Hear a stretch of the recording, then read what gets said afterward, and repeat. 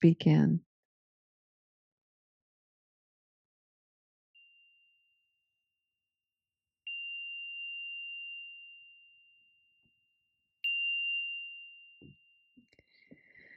Welcome, everyone. This is SatiSeva, 16 mindfulness practices to reimagine recovery, support, habit energy, and how it comes alive in our lives. I'd like to begin our practice today by setting the intention for our practice.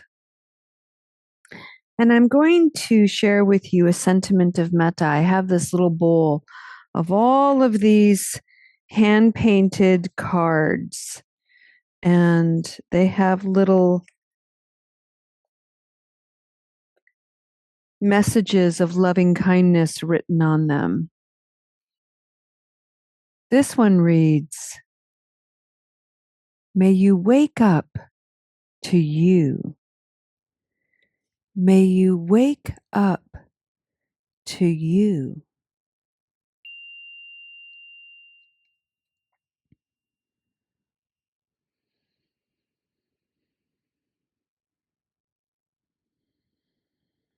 Take a moment, friends,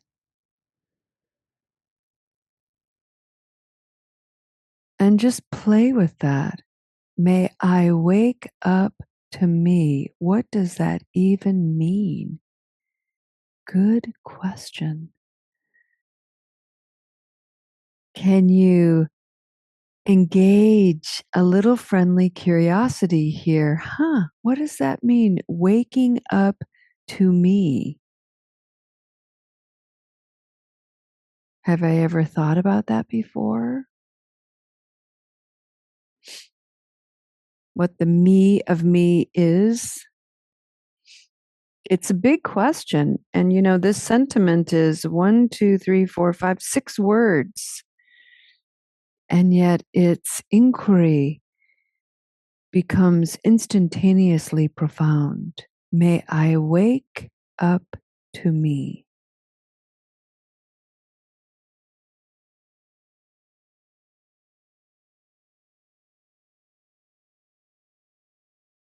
As we settle in to receive this SatiSeva practice today, I'd like to very quickly partner with this sentiment of loving kindness, the 4 foundations of mindfulness. And if you're not familiar with what those are, it's very simple. The first foundation is the body. Are you your body? And the answer is not a simple yes and no, is it? It's a yes and no. And one of the things in my own practice, I tend to reject spiritual teachings that encourage people to dismiss the body entirely. I am not my body. That's the sentiment.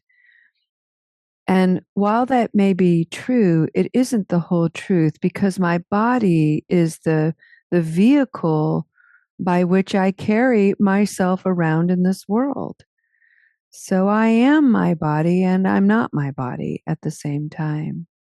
To dismiss my body is to dismiss a very key element of my being. And so mindfully checking in with the body is important. How are you today? And I want you to know, for me, today in my body, I'm just a wee bit sore because yesterday I went snowshoeing for the first time. And I had so much fun. And I use muscles that after about a half mile were like, Julia, ow. Julia, have you forgotten? We're normally just sitting. We don't tend to move like this. What are you doing to us, Julia? So I have muscles today that are a little bit sore, and I'm being very gentle with my body. today. The second foundation of mindfulness, friends, is your emotions and your mood. And similarly, in spiritual direction, I often hear things like, well, I'm not my anger. Absolutely true, and not the whole truth. I may not be solely my anger, but anger lives in me and it is expressed through me by me. And there are times where I can go so unconscious in my anger and become so reactive that I don't even recognize myself. Has that ever happened to you?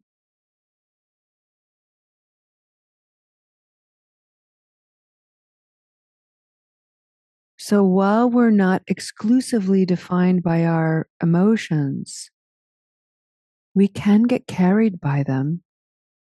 And so it's really important to create a little bit of distance between the emotion that you're experiencing, whatever it is, and your discerning, observing mind, your capacity to see that emotion well enough that you don't have to be married to it and react from it all the time.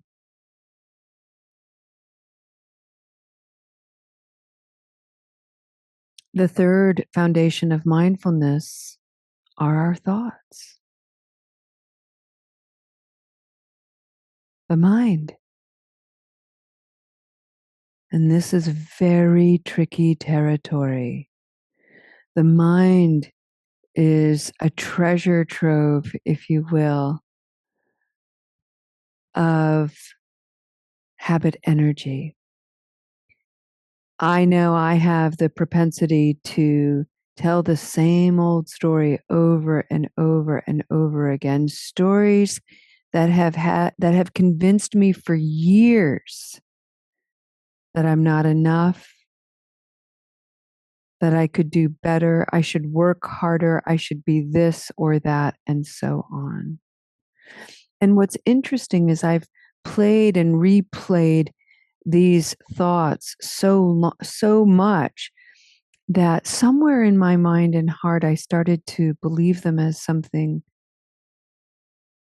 truthful.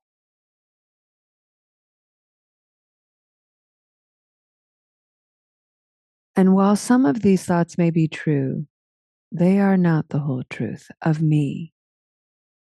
They are simply thoughts and worthy of my questioning, my wonder, my curiosity. There's a great saying that I like to repeat, and it's actually the title of a book written by Venerable Tubton Chodron, and it's the saying is, "Don't believe everything you think," and I think that's a very wise statement. Don't believe everything you think.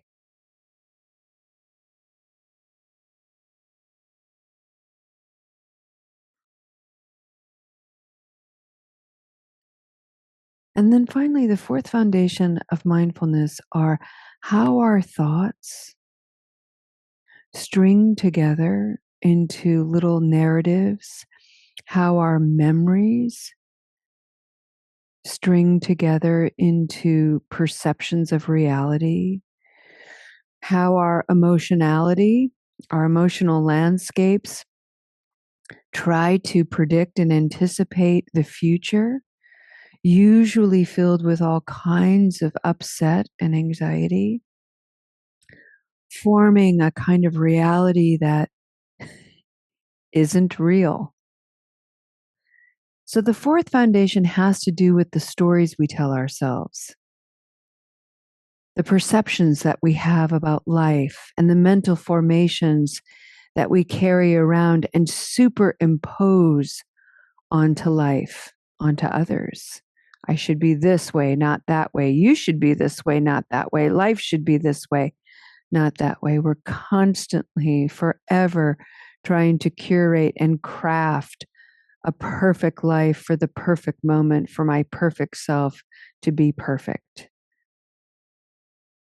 And we're miserable for our efforts. And so to explore this fourth foundation is to just sit with reality as it is. And to do that, we have to be curious. We have to ask questions. We have to cultivate awareness. And awareness, friends, is the first practice of mindfulness in the SatiSeva journey. Without awareness, we are lost. We are unmoored.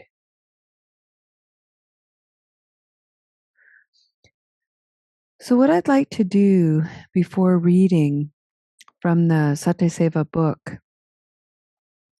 is I just invite you to come into this moment and look around you.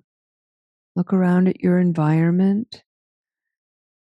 Check out your clothes today.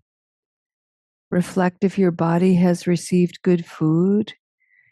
Just check in with your basic needs. Have your basic needs been met? Are you in a place where you feel comfortable and safe? Are there any conditions you can change so that you can bring your body and your mind and your heart a little bit more ease? Examining that is bringing forward awareness. It is looking with a curious gaze and a friendly openness to what's here, what can be changed, what can't be changed. How am I?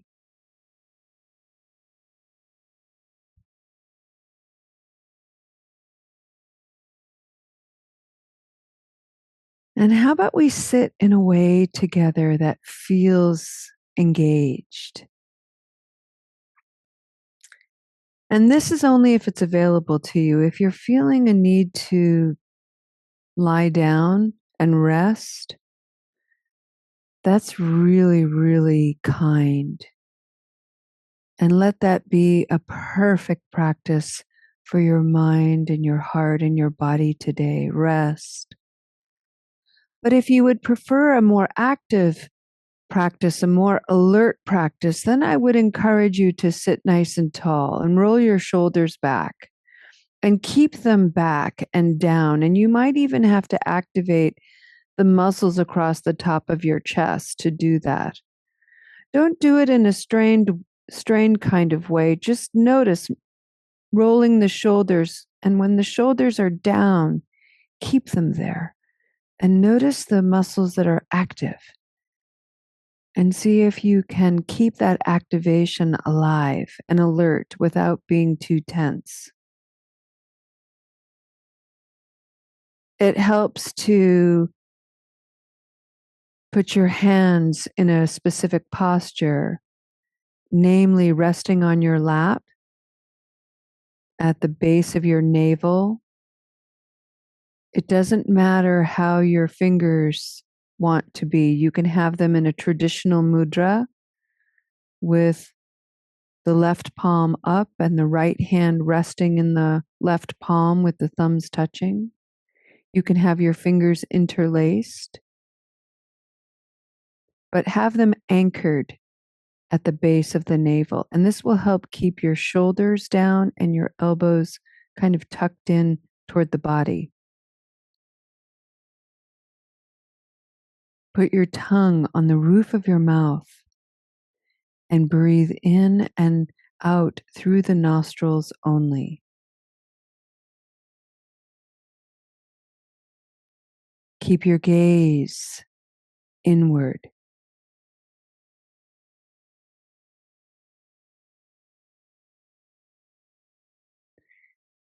And by that, I simply mean you can keep your gaze really close to the body, maybe even have a wander in your body. I sometimes like to gaze at the backs of my eyelids and notice color and shape from the indirect light of the room. The point is keep your eyes closed or your gaze soft if your eyes are open. Soft meaning keep your eyes focused on something. And breathe. Meet your body where you are. And wake up to you, the whole of you, all of you. Wake up to the awareness of you in this moment, exactly as you are. Your body, your mood, your thoughts, your stories.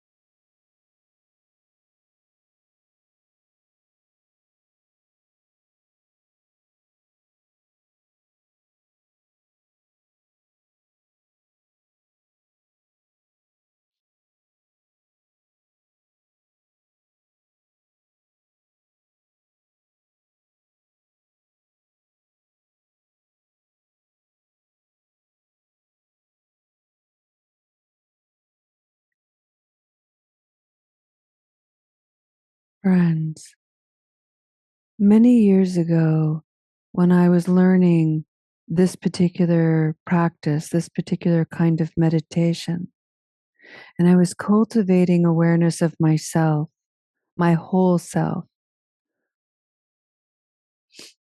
what became undeniably uh, conscious was my habit energy of being harsh toward myself, negative. I had this propensity to really put a spotlight on all the blemishes I could find, all my misgivings, all my flaws, all my mistakes. And what was fascinating is anytime something positive would enter my consciousness, even trying to like step into the spotlight from the shadows, like maybe put a foot in the radius of this negative spotlight, I was so quick to poo-poo it. I was so quick to take the stage hook out and yank that positivity out of the light. Fascinating. And I did it in all manner of ways. Like, yeah, well, you know, I can be friendly, but only when I'm in a good mood. Most of the time, I'm a complete bitch. Wow, so harsh. Little smart me would want to step forward into the light and say, "Hey, pick me. I'm smart." I'm like, "Yeah, book smart. You sure read a lot, but what do you know? What do you really know?" On and on and on it went. It was as if anything positive within me trying to get attention, trying to come forward, was met with harsh skepticism and cynical voicing. The negative qualities of me were absolutely predominant. But as I practiced, I began to realize that that dominance was an exaggeration and inflation and a distortion. And I began to become a little bit more aware of where that came from.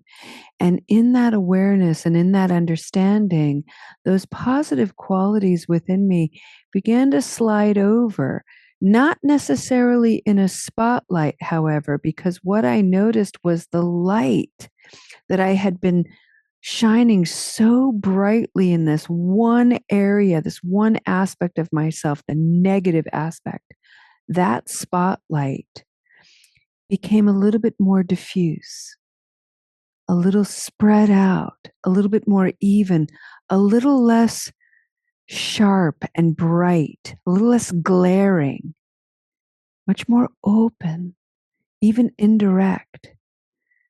And so suddenly positive qualities, neutral qualities, qualities, qualities, whoosh, qualities. They all got on the stage with me. And I began to see the whole of me through my body, my moods, my emotions, through the stories I was telling myself and all the thoughts I have. Slowly, slowly, I began to wake up to the whole of me.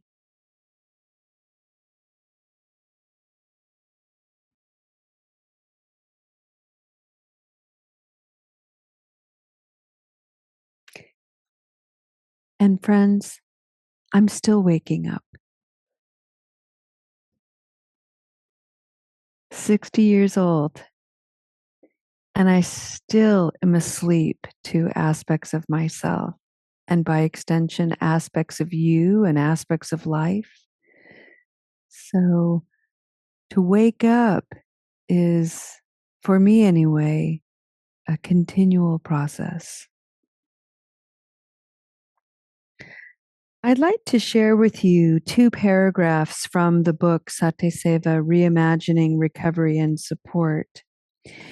And we've been reading a section starting on page 37 called Awareness, Awareness, Awareness. I'm on page 38 in the second paragraph if you want to read along. So, what we've been exploring this month is how do we cultivate this awareness? What is awareness? How do I get more of it in my life? Awareness illuminates how I am in the world from one moment to the next. I know I am not alone. Therefore, I'm going to include you in this reflection. Awareness encourages us to take notice and become curious about the body, emotions, thoughts, and stories we feel and tell. Before we know it, the seeds of understanding and compassion come to life. Mindful transformation takes shape. Although awareness varies depending on the situation, the more aware we become, the more confident we feel in being honest and inquisitive. With time, we may feel less threatened by circumstances not being as we think they should be, because we are using awareness to be with things as they are. It is paradoxical that our awareness of suffering can both open us to realize our strength and power and reveal the ways we become shut down. When we stop resisting, suddenly life's immensity and infinite wellspring of wisdom begin to bubble up from within. What was so difficult before softens somehow, and suddenly the mind and heart speak to one another in new ways. Awareness fosters a sense of neutrality around the conditions of our lives to better understand how to address challenges without engaging in habitual maladaptive coping, such as being harsh, avoidant, and constantly distracted. Cultivating awareness is key to learning and growing from any discomfort. To care for suffering is to end suffering.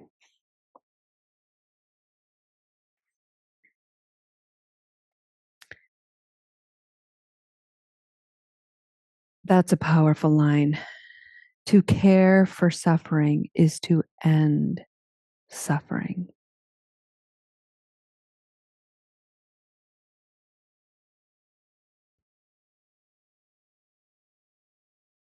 I'd like to offer you an image to play with.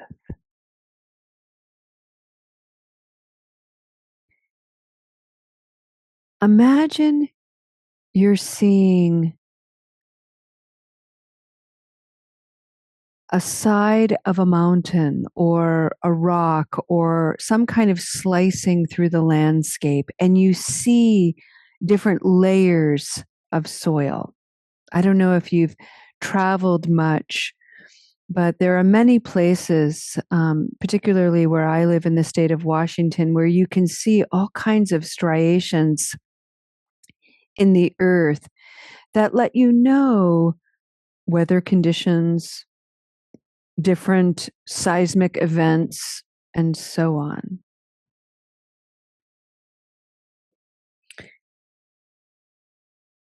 What if we could take all of the conditions in our lives, the good things, the bad things, the stories we tell, the moods we have, the experiences, the trauma, the successes, everything, and treat it as layers, soil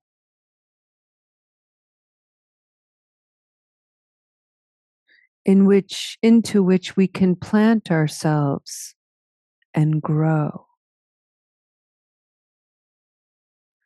Because that's what awareness is. Awareness is saying, hey, everything about me matters.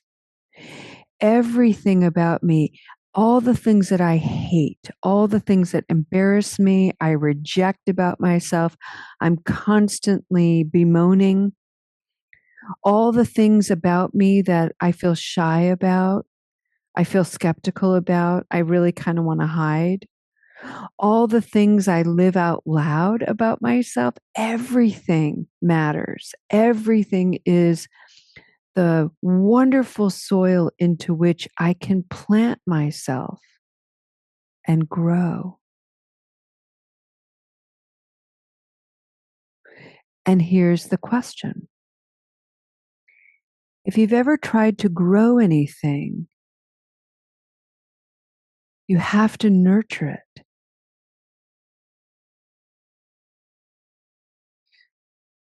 Thich Nhat Hanh has a wonderful teaching called Don't Blame the Lettuce. And in it, he says, you plant seeds of lettuce and you water it and you make sure it gets enough sunlight. But if the lettuce isn't growing well, you don't stand over the lettuce and yell at it saying, what's the matter with you? Why aren't you growing? What are you doing?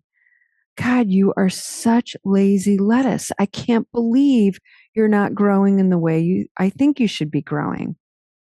What's your problem, lettuce? We do this to ourselves all the time, and it's ridiculous, right? And so instead, when we see that our lettuce isn't growing properly, what do? We look at the conditions for its growth. Is the soil amended? Is it filled with muck that we didn't see? Is there a way to add more nutrients to the soil, more of the good stuff, so we can amend the soil so the lettuce grows better, healthier, brighter, crisper, yummier? We check in with the conditions. We don't blame the lettuce.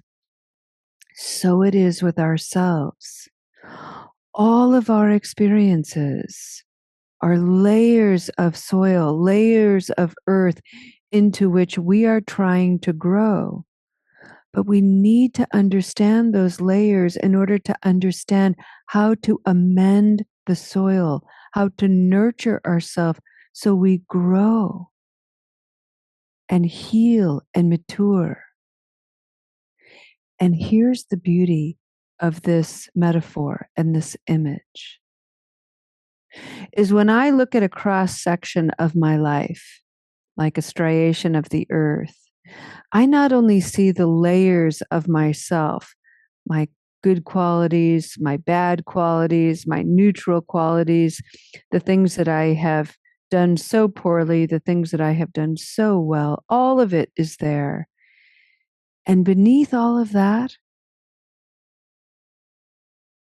is the soil and the striations of my parents and their parents and their parents and their parents, and so on since beginningless time. And I can't yet see the future, that soil on top of me, but I know it's coming. All I have to do is look at this cross section. So here I am. I, in this moment, can amend the soil of my life, add more healing to it, add more nurturance to it, become more aware, increase my understanding, wake up to the conditions defining the whole of me and make changes. And when I do, I heal that layer into which I have been planted to grow. And not only that, I begin to slowly add strength and nurturance and healing down through the ages of my ancestors. And I strengthen that core. And then I know the core that's to come will be stronger, healthier.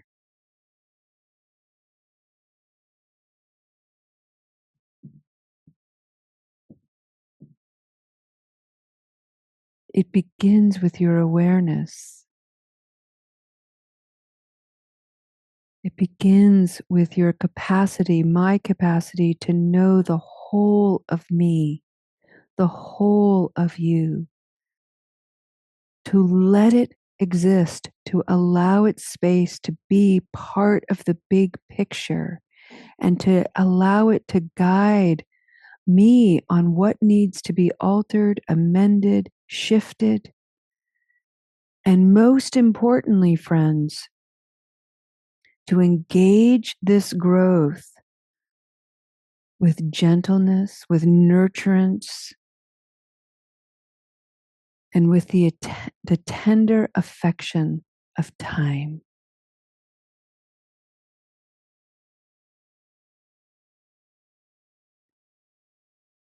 To heal suffering, to nurture suffering, is to end suffering. To nurture joy is to amplify joy. To cultivate peace is to grow peace.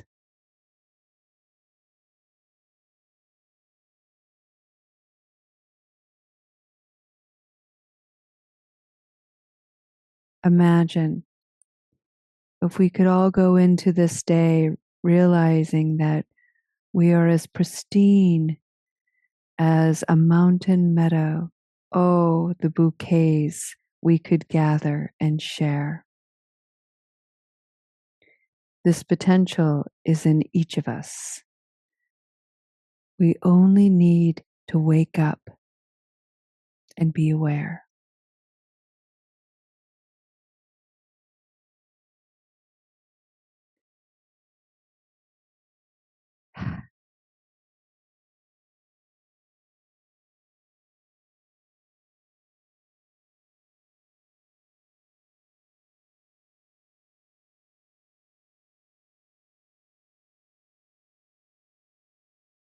Breathe it in, friends.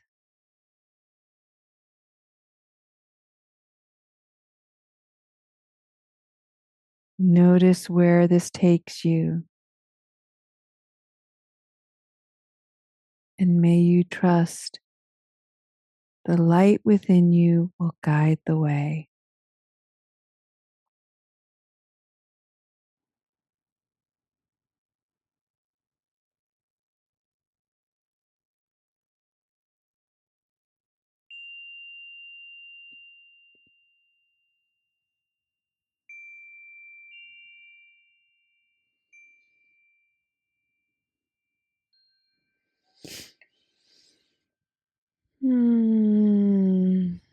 Integrate our lessons today for just a moment before we have a dedication and some announcements.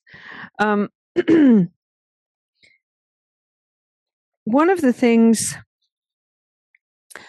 about awareness is, and what we've been exploring, and the wholeness of looking at ourselves and looking at what is the soil that I've planted myself in or I've been planted in. What can I change? What can I alter? How can I amend what's here? And today I heard quite a bit about the external attention of, I wonder if these people are saying these things. I wonder if these people are feeling these things. I wonder if all of this source of external sources as a source of insecurity. When really, when we're cultivating awareness, is what part of me is still saying those things toward myself and potentially toward others. So when I'm feeling insecure about talking too much and I'm thinking, "Oh God, there I go again. They're probably thinking, when is she ever going to shut up?" That is actually an awareness, a voice within me, my wise one saying, "Psst, Julia, you're saying that to yourself." And you might actually be saying that to other people, about other people. So this is a moment of mirroring. So what you're worried is going on out there is actually already going on in here. Come back to you. Wake up to you, Julia, and heal that voice within you. Talk to her, nurture her, calm her down, wake her up a little bit. And let's play a game. And the game is called Let's Play That's True. So I've got a voice that says, "Julia, you talk too much." Ow. Okay, let's play That's True. So I talk too much.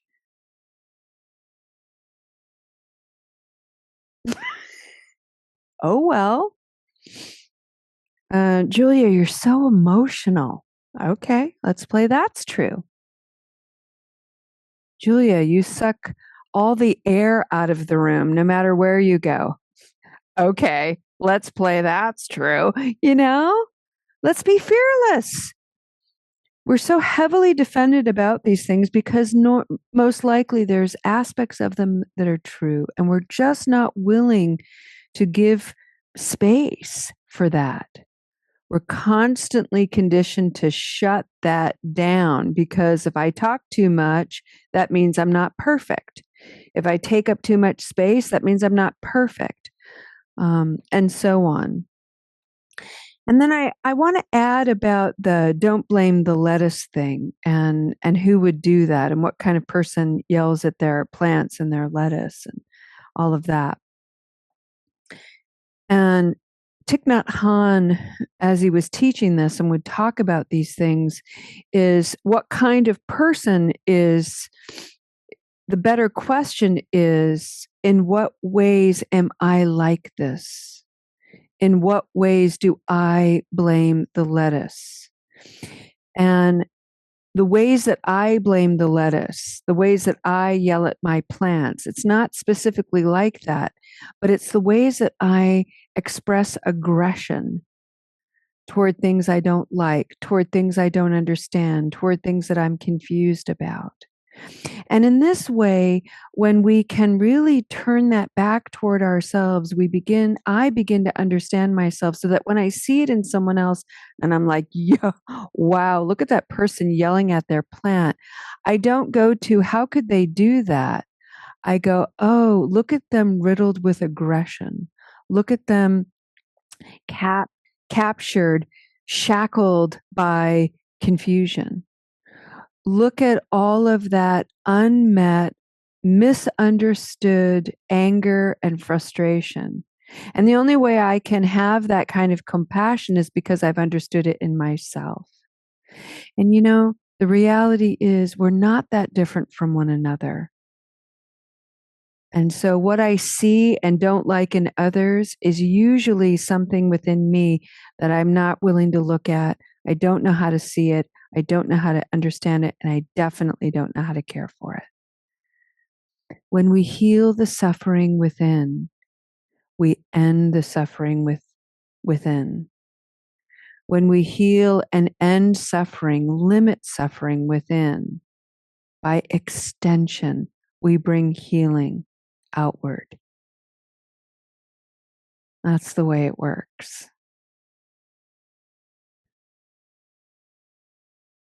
So, friends, I think you know all the things. If you want to stick around, we'll keep this recorded.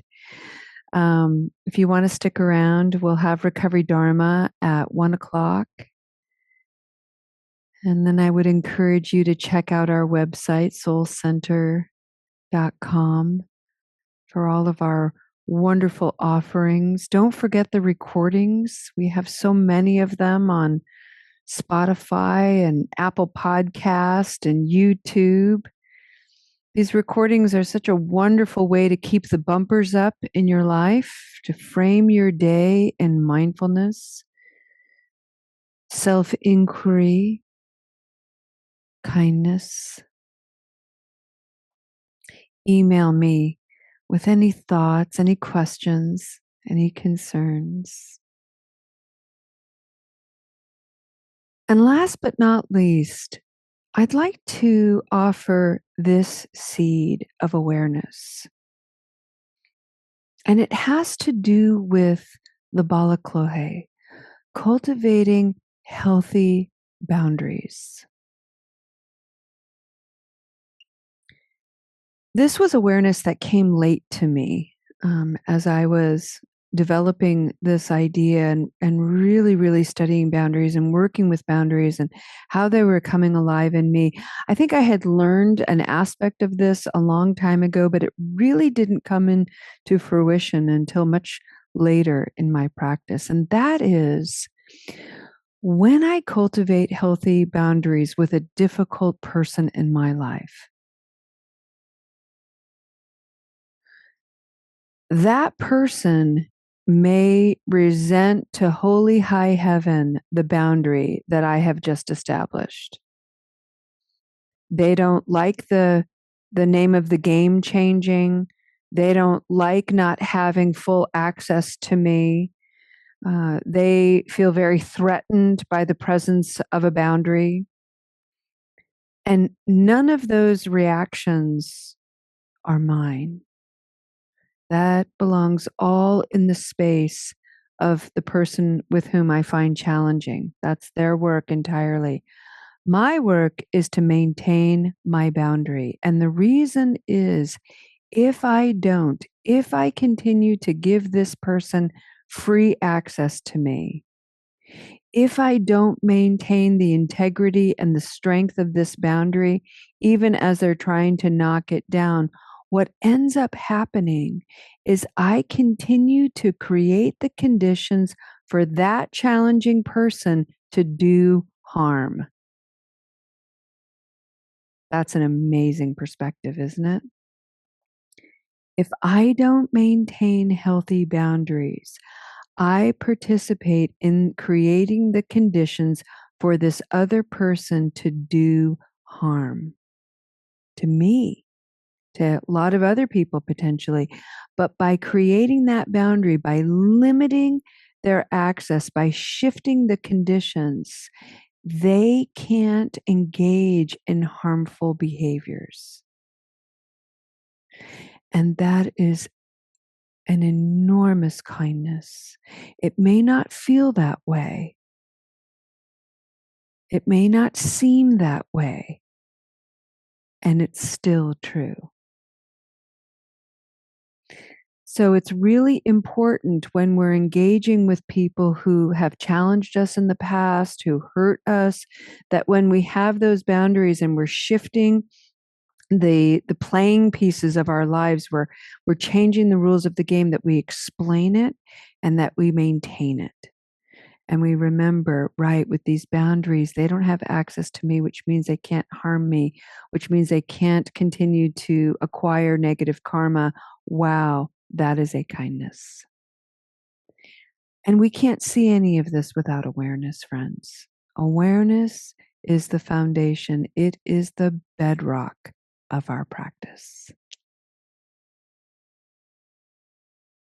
So I'd like to end our practice today with a meditation, actually, just a brief breathing meditation. And this is at the end of the awareness chapter. And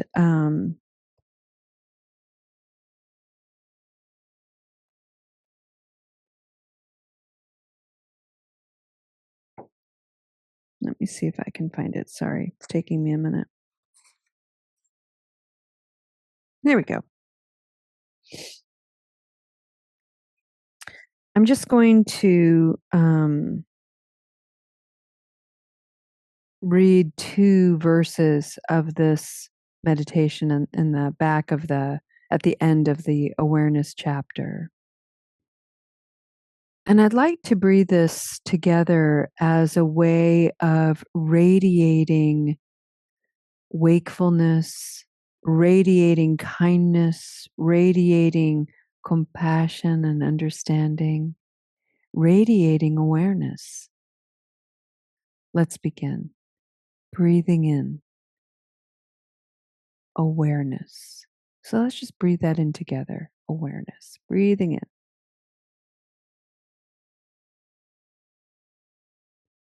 Breathing out. Presence.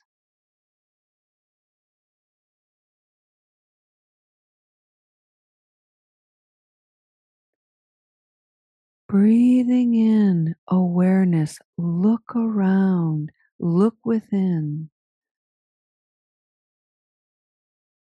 Breathing out presence. What is your presence? And if it's a presence you don't like, what are the conditions you can change and shift? Presence. Breathing in awareness. Breathing out presence.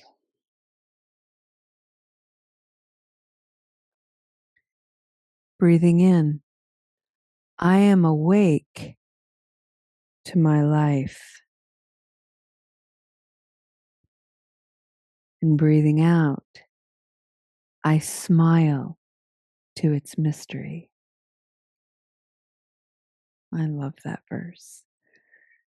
Breathing in, I am awake to my life, my whole life. And even then, breathing out, I smile to its mystery. Friends, thank you for being here. Thank you for practicing. Thank you for sharing your hearts and your minds. Thank you for risking the vulnerability hangover that can happen when we're stepping over the threshold from familiarity into the unknown, into more authentic, raw spaces. You bless this space with your courage and strength. You imbue this space with your wisdom and tenderness. You inspire this space simply by being you. Namaste, friends.